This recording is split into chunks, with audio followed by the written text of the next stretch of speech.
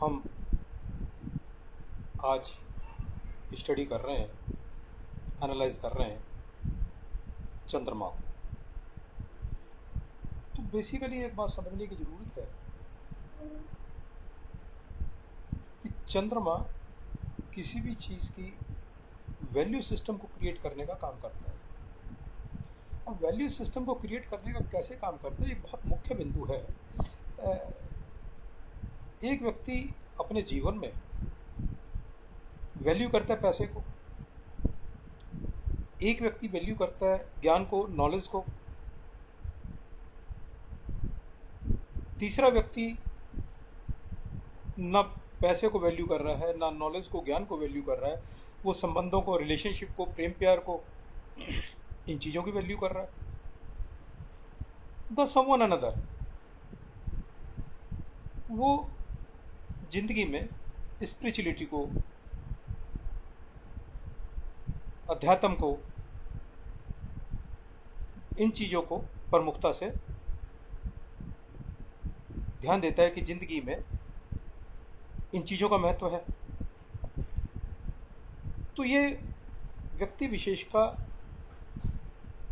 मानसिक दृष्टिकोण कैसे बनता है, वो कब कौन व्यक्ति किस चीज़ को वैल्यू करेगा, ये क्यों होता है, इन सब के पीछे कारण है मून, चंद्रमा।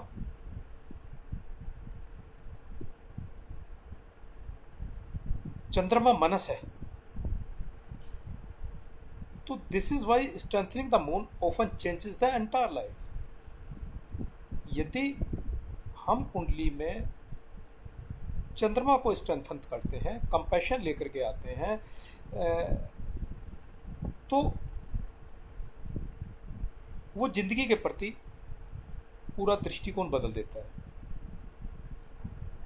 तो इसीलिए जब भी कभी कुंडली का विश्लेषण करना हो तो फर्स्ट जज the moon before judging the chart, कि किसी भी व्यक्ति विशेष की कुंडली में मून क्या कह रहा है। इस बात का समझना बहुत जरूरी है। साधारणतः हम कुंडली का विश्लेषण लगन से करते हैं, तो हमारे को समझने की आवश्यकता है लगन क्या बतलाता है, मून क्या बतलाता है, या बाकी रेफरेंस पॉइंट्स क्या बतलाते हैं। देखिए, लगन बतलाता है डिसीजंस, सूर्य बतलाता है पर्पस, ऑब्जेक्ट क्या है, moon determines what the native actually wants, वो जातक चाहता क्या है। तो ultimately people move according to what they value. किसी भी जातक की जिंदगी में जिस चीज का महत्व है वो उसी ढंग से जीता है। मैं ज्ञान तो बहुत सी चीजों का रख रहा होता हूँ, जानकारियां तो बहुत सी रख रहा होता हूँ, लेकिन जिस चीज की मेरे लिए वैल्यू है, जिस चीज को मैं प्रमुखता से चाहता हूँ, वो सब चीजें जिंदगी के अंदर एक अलग दिशा में ले जाती हैं।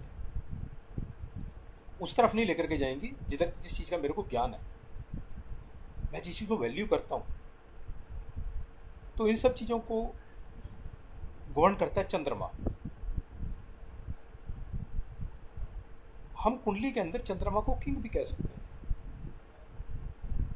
कुंडली विश्लेषण के दृष्टिकोण से। वैसे moon is equal to mind, मनस, सूर्य आत्मा है, लगन body, now he goes further. Key statement, moon not only control the body, it particularly controls the experience of the soul. इसको हम ऐसे भी कह सकते हैं कि शरीर में, बॉडी में सूर्य जो आत्मा है वो एक विटनेस का रोल अदा करती है। वो किसी चीज में हस्तक्षेप नहीं कर रहा, विटनेस है, जो भी घटनाक्रम हो रहा है उसको शांति से देख रहा है। प्रभावित होते हैं लेकिन only as a witness. Mind moon के द्वारा रिप्रेजेंट हो रहा है, एंड ये एक ड्राइवर का रोल अदा कर रहा है।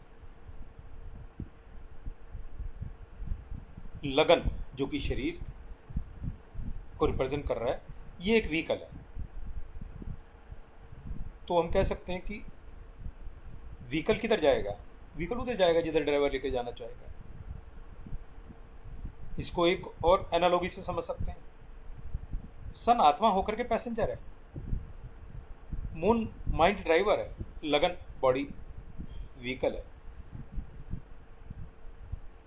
तो व्हीकल किधर जाएगा, जिधर ड्राइवर लेके जाएगा। पैसेंजर के हाथ में कोई कंट्रोल ही नहीं है, वो तो जिस व्हीकल में बैठा है वो उसके अंदर ट्रैवल करेगा। एक विशेष रूप से बात समझने की है, ज़्यादातर जब भी कुंडली का विश्लेषण करते हैं तो एस्ट्रोलॉजर मून को एक फेमिनिन स्त्री सूचक शब्दों से संबोधित करते हैं। कुछ लोग इसको क्वीन बोलते हैं कि कुंडली में ग्रहों के अंदर ही क्वीन है। वो गलत नहीं है, लेकिन यदि हम गहराई से देखें तो moon behaves as a masculine, royal energy की तरह बिहेव करता है। वो कैसे, जरा इसको समझते हैं।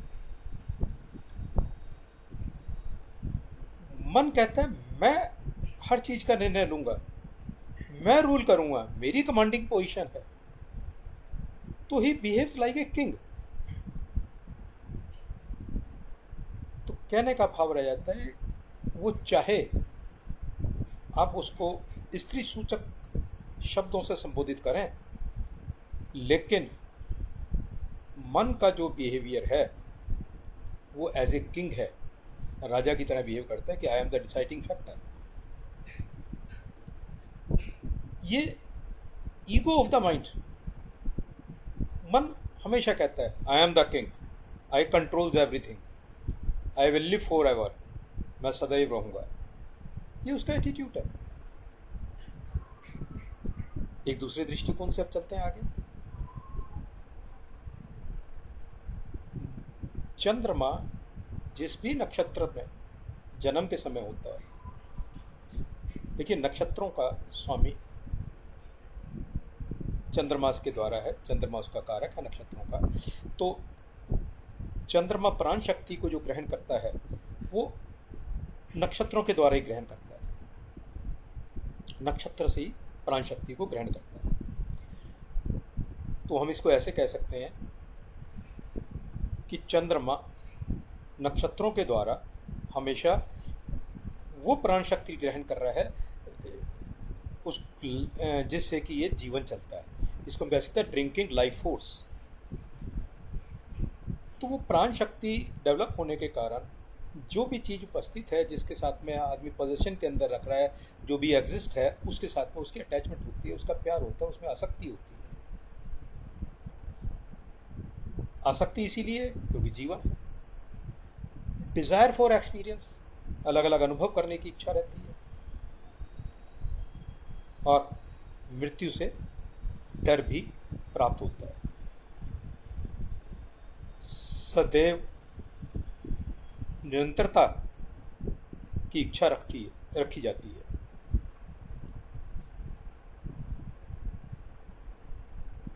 Moon decides whether you enjoy a house. देखिए मून कुंडली में किस राशि में है, वहां चंद्रमा के द्वारा ही निर्णय होता है कि वो उस हाउस में, उस भाव में एंजॉयबल पोजीशन पर है या उस हाउस के पूरे लाभ नहीं ले पा रहा, या वो हाउस डिस्ट्रॉय हो गया। ज़्यादातर जब भी हम ज्योतिषीय दृष्टिकोण से कुंडली का विश्लेषण करते हैं तो उस घर के स्वामी को देख लिया, उस घर में कौन से प्लैनेट्स हैं उनको देख लिया, उन पे किन की दृष्टियाँ पड़ रही हैं उनको देख लिया। लेकिन इन सब बातों से पहले ये जानना आवश्यक है कि क्या उस घर को चंद्रमा की सपोर्ट है या नहीं है। अगर चंद्रमा सपोर्ट कर रहा है तो रिजल्ट्स बेटर होंगे, क्योंकि experience is determined by the mind.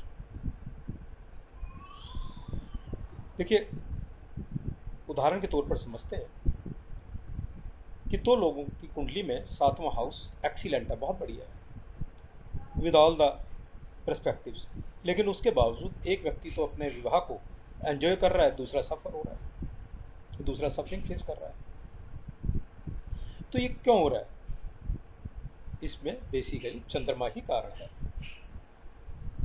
House opportunity दे रहा है, सोर्सेज दे रहा है, रिसोर्सेज दे रहा है, मून अनुभव दे रहा है, और रिजल्ट क्या आ रहा है? रिजल्ट आ रहा है आइदर हैप्पीनेस और सफरिंग्स, ये रिजल्ट आ रहा है।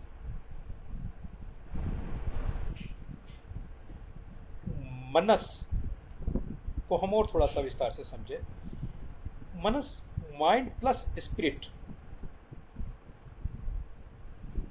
इन दोनों का समावेश है। एक साधारणतया तो परिभाषित करते हुए हम बोल देते हैं कि माइंड वह है जहाँ पर विचारों का भंडार है, सही गलत अच्छे बुरे सब तरह के विचार उत्पन्न हो रहे हैं। लेकिन इससे थोड़ा सा यदि हम आगे का चिंतन करते हैं तो इट इज़ मनस, मनस मतलब माइंड इन्फ्यूज्ड विद स्पिरिट। मनस है जहाँ पर, इसको शब्दों में इस ढंग से बोलें, माइंड इन्फ्यूज्ड विद स्पिरिट। तो इसलिए इसको हम कह सकते हैं कि आत्मा और दिमाग को हम अलग अलग करके नहीं देख सकते, इन दोनों को एक ही रूप में इकट्ठे समझना पड़ेगा। The soul only observes, mind acts. हमने पीछे भी चर्चा करी कि सोल तो विटनेस के रूप में देख रहा है, समझ रहा है, ऑब्जर्व कर रहा है, एक्शन तो माइंड के ही है। सोल खाली विटनेस है, अनुभव माइंड है। तो sun is the witness, moon is the experience. इनको अगर हम समराइज करें, ये तीन पिलर हैं कुंडली के अंदर, सन मून एंड लग्ना। सन आत्मा है, सोल है, विटनेस है, प्योर कॉन्शियसनेस है। मून मनस है, एक्सपीरियंस है, डिज़ायर्स है, वैल्यू सिस्टम है, एन्जॉयमेंट है। और जो लगन है वो बॉडी है, इंटेलिजेंस है, फिजिकल व्हीकल है, कोग्निटिव कैपेसिटी, डिसीजन एग्जीक्यूशन, ये सब बातें हम लगन से समझ सकते हैं। ये तीन मुख्य बिंदु हैं, उनको किस तरह से समझना है, किस रेफरेंस पॉइंट को बना कर करके हम कुंडली का कैसे विश्लेषण करें, ये तीनों के बारे में एक्सप्लेन करा। अब वास्तव में कंट्रोल कौन कर रहा है? ज़्यादातर हमारा विचार होता है कि आत्मा की भूमिका कंट्रोल करने में प्रमुख है। देखिए, प्रमुख हो सकती है लेकिन डायरेक्टली नहीं है, क्योंकि आत्मा अगर हम गहराई से चिंतन करें तो सिर्फ विटनेस का रोल अदा कर रही है। डे टू डे लाइफ हमारी इच्छा शक्ति के ऊपर निर्भर करती है, और इच्छा शक्ति का जो स्थान है वो माइंड है, मून है। माइंड चूज करता है, माइंड डिज़ायर करता है, माइंड ही खुशी देखता है, माइंड ही डर का सामना करता है, भय का सामना करता है, माइंड ही एक्ट करता है, क्रिया करता है, कर्म करता है, माइंड ही रिएक्ट करता है। और माइंड के द्वारा दिए गए ऑर्डर को लगन कह दें, बॉडी कह दें, वो फॉलो करती है। तो सोल ओनली एक्सपीरियंस है। कुंडली का विश्लेषण यदि हम चंद्रमा से नहीं कर रहे तो बिल्कुल अधूरा विश्लेषण रह जाएगा। तो जिधर मून जाता है चार्ट भी उधर ही जाता है।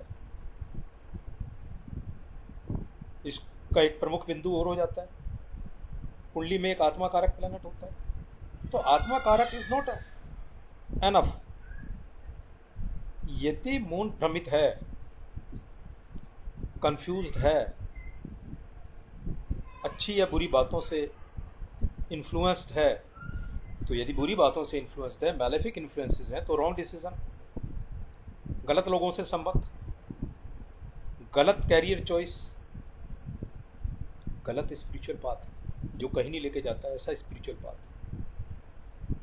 यदि मून पर एफ्लिक्शंस हैं तो मून का विश्लेषण जरूरी है। यदि मून विदाउट लाइट है, विदाउट लाइट मीन्स किसी कुंडली विशेष के अंदर उस वक्त जातक का जन्म हुआ है जिस वक्त कुंडली का अंदर चंद्रमा अंधेरे पक्ष के अंदर है और मैलिफिक अफ्लिक्शन भी हो, तो इट में create physical trauma, mental trauma, emotional trauma, इस तरह की स्थितियों का सामना करना पड़ सकता है। आइदर द नेटिव में face critical situations bodily, mentally या भावनात्मक स्तर पर। यदि सैटर्न से एफ्लिक्शन है तो डिप्रेशन हो सकता है, लोनलीनेस हो सकती है, विड्रॉवल, संसार में किसी किस्म का आनंद का अनुभव ना करना। राहु से यदि एफ्लिक्शन है तो ऑब्सेशन, कंफ्यूजन, एनेक्सिटी, इन स्थितियों का सामना करना पड़ सकता है। यदि केतु से एफ्लिक्शन है, डिटैचमेंट एंड आइसोलेशन, और यदि मंगल से एफ्लिक्शन है देन एंगर, कॉन्फ्लिक्ट, इम्पल्सिवनेस, इन स्थितियों का सामना करना पड़ सकता है। हमने अभी तक ये समझने का प्रयास करा कि चंद्रमा की प्रमुखता क्या है कुंडली में, चंद्रमा को किस ढंग से समझना है, चंद्रमा का रोल क्या है। लेकिन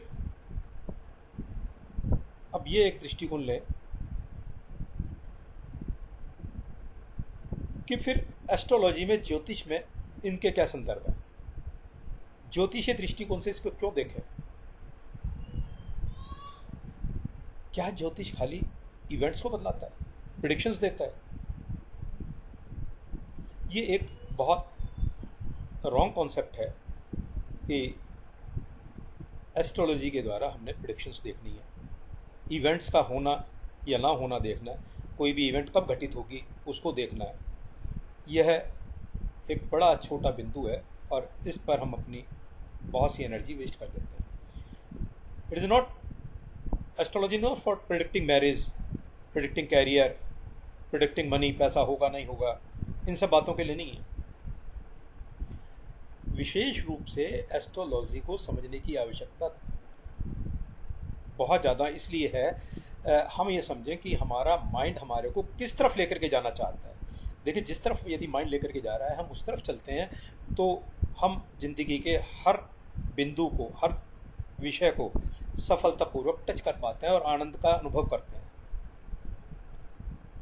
इसको हम ऐसा कह सकते हैं कि एनालॉजी, इसको ऐसा समझ सकते हैं कि ज्योतिषी एस्ट्रोलॉजी एक ड्राइविंग स्कूल है।